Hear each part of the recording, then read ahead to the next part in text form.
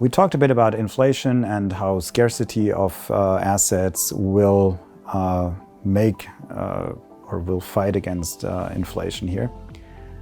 For Bitcoin, scarcity really means that there will only be 21 million Bitcoins ever mined or produced.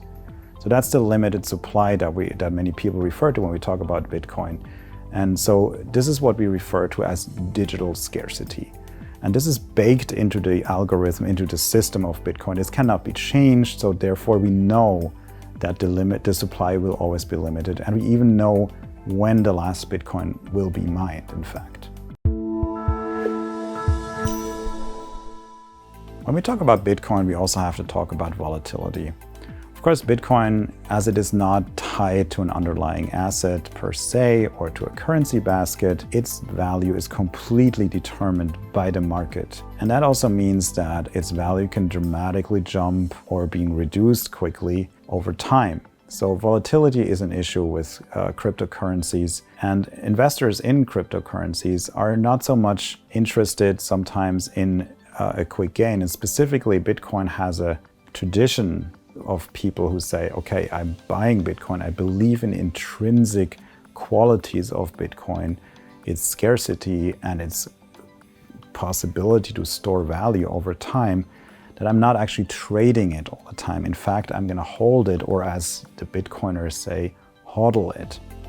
The idea behind this is that Bitcoin, or the belief behind this is that Bitcoin will actually increase in value quite dramatically, even from now onwards, and projections go to $100,000, $250,000, even more than $1 million per Bitcoin as the currency matures, as we move forward in time. And so Bitcoin has a little bit of this unique status among coins in that people believe in its intrinsic qualities and recommend holding it rather than trying to trade it for a quick profit or flip it, as it's called. So you have to be strong and you have to go through those volatility cycles in order to realize those gains long term, because you really believe in the underlying asset, which is Bitcoin.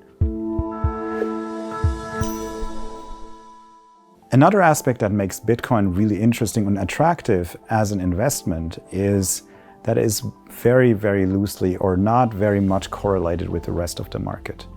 So other market movements actually don't necessarily influence Bitcoin so much. So there's some studies out there that show that Bitcoin is actually not a very correlated asset. That means it doesn't really move in relation to certain other market players.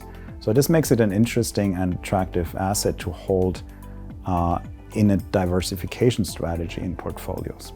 So that's one of the probably for some players, one of the most important aspects of Bitcoin as an investment, as an investable asset. In summary, Bitcoin is the backbone of the crypto universe.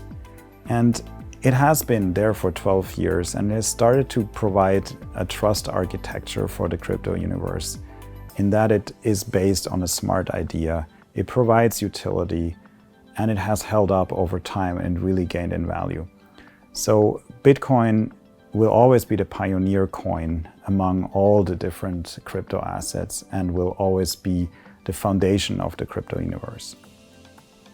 Now, having talked about Bitcoin, and I mentioned volatility, and I want to conclude this episode by quickly going into another class of coins, and they're called stablecoins. Stablecoins are a whole different topic. We have to talk about this in more depth, but let me just give you a quick explanation of what a stablecoin is. A stablecoin is a crypto asset just like Bitcoin. The difference here is that stablecoins are backed a lot of times by real assets, by another currency, or by gold, for instance, in order to stabilize the coin. So there's a one-to-one correlation that takes out the volatility of the coin. So why would we want to do this? What's the utility of stablecoins? Well, sometimes if you're trading coins, you will want to park your coin somewhere where there's no volatility, because you would not like to participate in a crash, or you're waiting for a good moment to invest. The good news is when you're doing that in a stable coin, you're still remaining in the crypto universe. You do not have to transfer to the fiat currency. and backward again, and losing potentially those conversion fees or you're trading between two different systems. So stablecoins are actually quite important in the system, and they're providing another backbone of the crypto trading system. And in this sense, they're absolutely key. We'll talk about stablecoins in an extra episode because they're of course different ones and they have different utilities.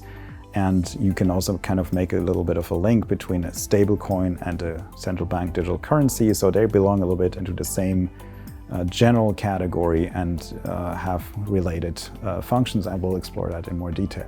Finally, today on stablecoins, you can actually earn interest, and that again provides an amazing opportunity and really an alternative also to fiat currencies today, at least, where you have zero or even negative interest rates.